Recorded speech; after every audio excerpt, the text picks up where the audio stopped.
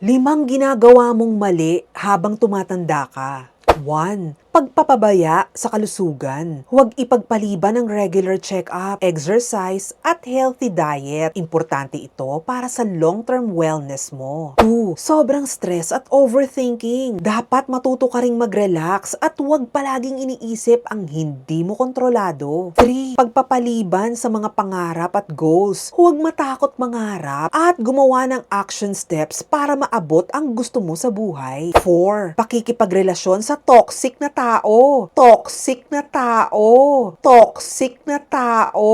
Palibutan ng sarili ng mga taong nagbubuo, hindi nagpapabagsak. 5. Pag-aaksaya ng oras sa walang kwenta. Walang kwenta. Oras mo mahalaga. Gamitin sa bagay na magbibigay ng growth, happiness, at purpose sa'yo. Habang tumatanda ka, mahalaga na maging conscious sa choices mo, sa health mo, at sa mga taong kasama mo. Itigil ang mali at simula ng mga magagandang bersyon ng sarili mo.